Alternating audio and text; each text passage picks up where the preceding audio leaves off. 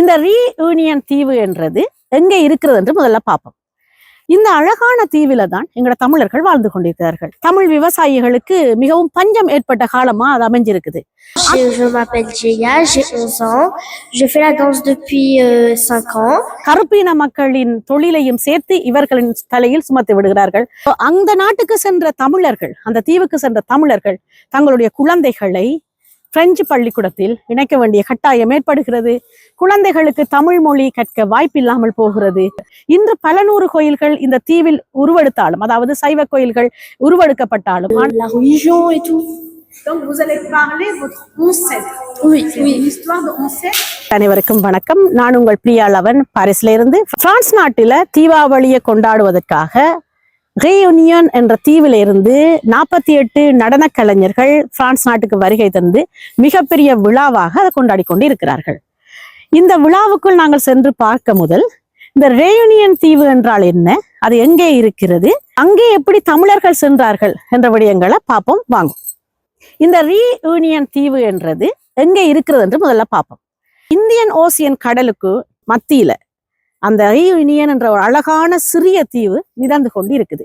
இதற்கு அருகில் மொரிசியஸ் தீவும் அதற்கு மேற்பகுதியில் மடகஸ்கர் தீவும் இருக்கிறது. இந்த அழகான தீவில தான் எங்களோட தமிழர்கள் வாழ்ந்து கொண்டிருக்கிறார்கள். அது எப்படி அப்படியான ஒரு இந்தியன் ஓசியன் தீவுக்குள்ள தமிழர்கள் போய் வாழக்கூடும் என்ற ஒரு கேள்வி உங்களுக்குள்ள எழலாம்.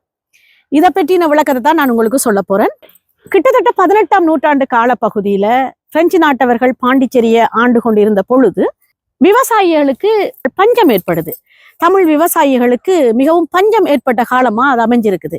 அந்த பஞ்சத்தை பிரெஞ்சுக்காரர்கள் தங்களுக்கு சாதகமாக பயன்படுத்தி கொண்டு, எங்களோடு நீங்கள் ஒரு தீவுக்கு வாருங்கள் அல்லது எங்களோடு ஒரு இடத்துக்கு வாருங்கள், உங்களை மிக பணக்காரராக ஒரு வருடத்தில் ஆக்கி விடுகிறோம், அதற்கு பின் நீங்கள் உங்கள் நாட்டுக்கு திரும்பி விடலாம் என்று அவர்கள் கூறியதை நம்பி ஏற்ற எங்களுடைய தமிழர்கள் இந்தியர்களும் கூட, ஆனால் அதிகமானோர் தமிழர்கள். இந்த ரீயூனியனுக்கு கொண்டு செல்லப்பட்ட மக்களின் 90% தமிழர்களாகவே இருக்கிறார்கள்.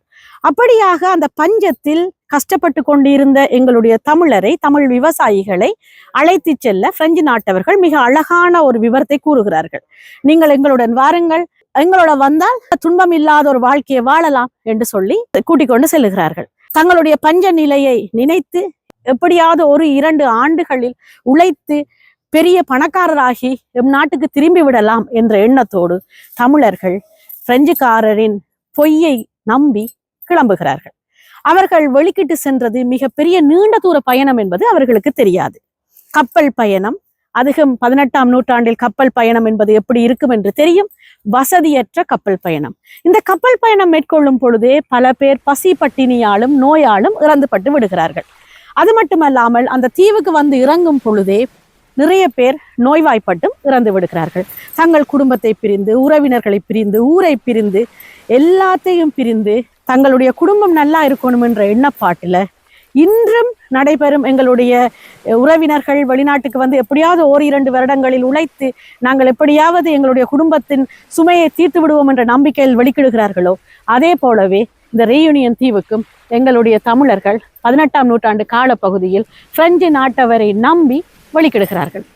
கப்பல் பயணத்தில் மிக துன்பம் ஏற்படுகிறது, நோய் ஏற்படுகிறது, பசி ஏற்படுகிறது. இதில் இறந்துபட்டவர் ஒரு பகுதி என்று சொன்னால், நாட்டுக்குள் வந்து ரீயூனியன் தீவுக்குள் வந்து இறங்கியவர்களில் பல பேருக்கு நோய் ஏற்படுகிறது. அந்த நோயால் பாதிக்கப்பட்டு இறந்தவர்கள் பாதி பேர் ஆகிவிடுகிறார்கள். மிகுதி இருப்பவர்கள் தான் கரும்பு தோட்டத்தில் அடிமைகளாக வேலை செய்ய தொடங்குகிறார்கள். இப்படி கரும்பு தோட்டத்தில் வேலை செய்ய தமிழர்களை கொண்டு வந்து சேர்த்த பிரெஞ்சுக்காரர் எப்படியாவது இவர்களிடமிருந்து வேலை வாங்க வேண்டும். அதே போல இந்த ரீயூனியன் தீவில இருந்த கருப்பின மக்களின் தொழிலையும் சேர்த்து இவர்களின் தலையில் சுமத்தி விடுகிறார்கள். அவர்களுடைய வேலையும் சேர்த்து இவர்கள் செய்ய வேண்டிய ஒரு கட்டாயம் ஏற்படுகிறது. அதனால் கருப்பின மக்களிடமும் இவர்களுக்கு ஒரு எதிர்ப்பு ஏற்படுகிறது. எப்படியாவது 1-2 ஆண்டுகளில் உழைத்து சம்பாதித்து எங்களுடைய நாட்டுக்கு திரும்பி விடுவோம் என்ற நம்பிக்கையில் தங்களுடைய முழு பலத்தையும் கொடுத்து கரும்பு தோட்டத்தில் வேலை செய்ய தொடங்குகிறார்கள். ஓராண்டு முடிகிறது, தங்களுடைய சுமை தீர்ந்து விட்டது, எங்கள் உறவுகளை பார்க்க போறோம், எங்களுடைய குழந்தைகளை பார்க்க போறோம், எங்களுடைய மனைவிமாரை பார்க்க போறோம், எங்களுடைய ஊரை பார்க்க போறோம் என்ற நம்பிக்கையில் அதுக்கு தலைமை தாங்குவரிடம் போய் கேட்கிறார்கள். எங்களுடைய தொழில் முடிவடைந்து விட்டது, கரும்பு எல்லாம் வெட்டி ஆக்கியாச்சு, இனி நாங்கள் எங்களுடைய நாட்டுக்கு செல்லலாமாண்டு.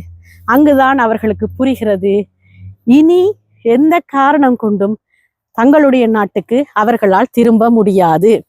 அவர்கள் அங்கே அடிமைகளாக சிறை பிடிக்கப்பட்டார்கள் என்றுதான் சொல்ல வேண்டும். அந்த ரீயூனியன் தீவே அவர்களை சிறைப்பிடித்து விட்டுவிட்டது. ஒன்றும் செய்ய முடியாது.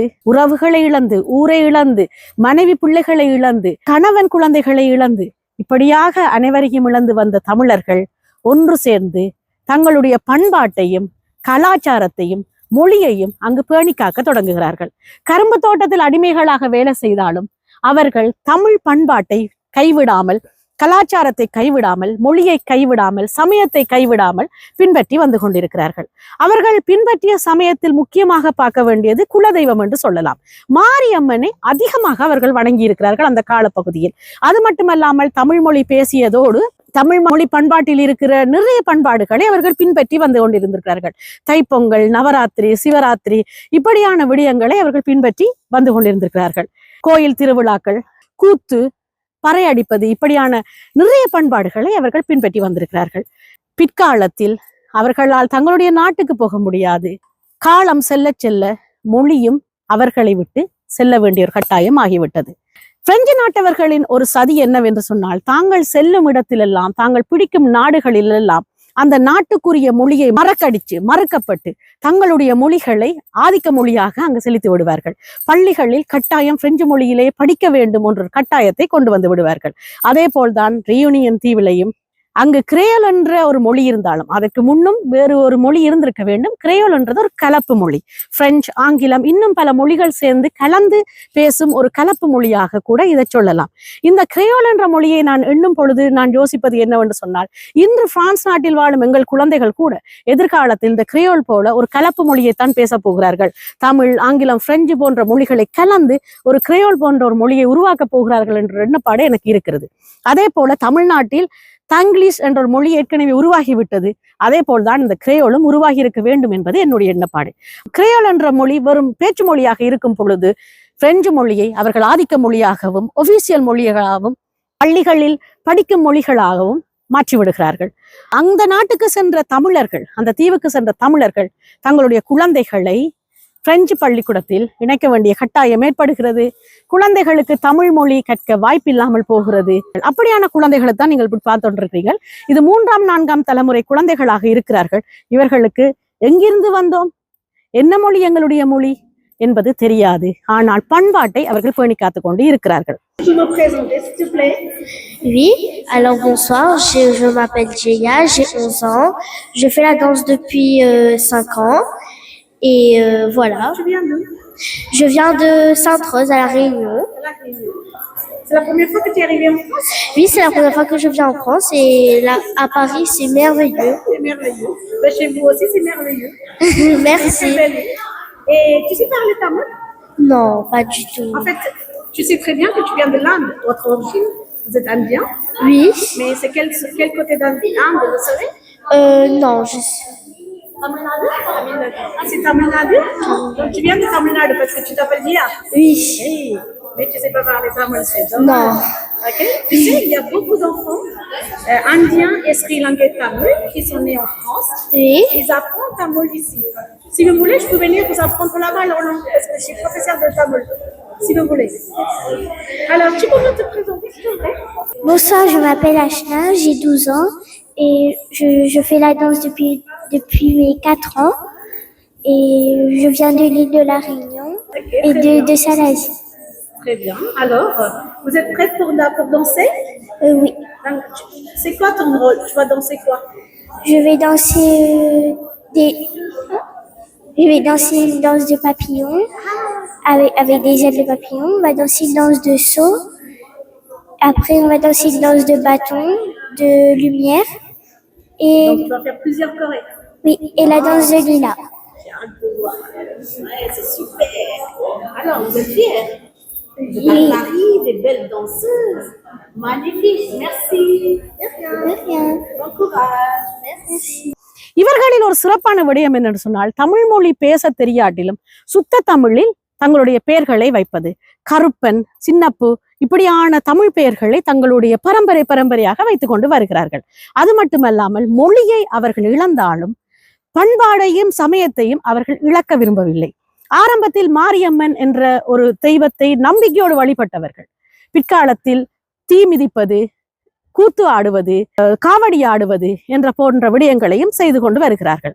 இன்று பல நூறு கோயில்கள் இந்த தீவில் உருவெடுத்தாலும், அதாவது சைவ கோயில்கள் உருவெடுக்கப்பட்டாலும், ஆனால் மாரியம்மன் வழிபாடும் காளியம்மன் வழிபாடும் அங்கு மிகப்பெரிய ஒரு முக்கிய வழிபாடாக இருக்கிறது.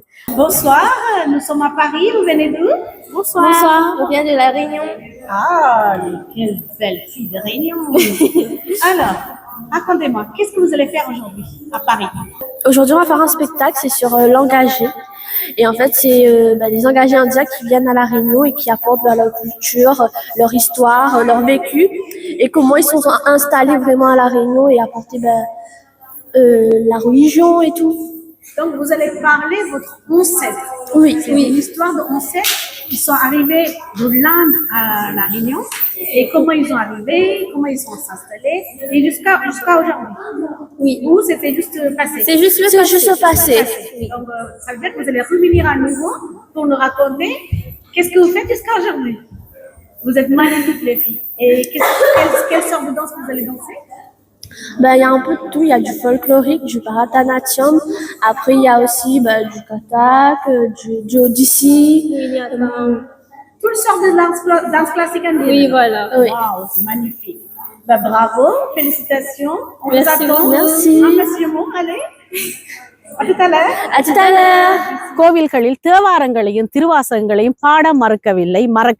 நடனக்கலை போன்ற விடயங்களை கற்றுக்கொள்ளும் குழந்தைகள் எப்படியாவது தமிழ் மொழியை கற்க வேண்டும் என்ற காரணத்தினால 70 கால பகுதியில ஃபவுண்டேஷன் ஆஃப் தமிழ் அல்லது தமிழ் அசோசியேஷன் போன்ற விடயங்கள் அங்கு தோற்றுவிக்கப்பட்டு தமிழ் மொழி மீள் உருவாக்கம் செய்யப்படுகிறது. மீண்டும் அங்கு பேச வாய்ப்பு கிட்டுகிறது. எங்களுடைய பண்பாட்டை, எங்களுடைய மொழியை, எங்களுடைய அடையாளத்தை மெல்ல மெல்ல துளைத்து கொண்டிருக்கிறது இந்த ரியூனியன் தீவு என்பதுதான் உண்மை.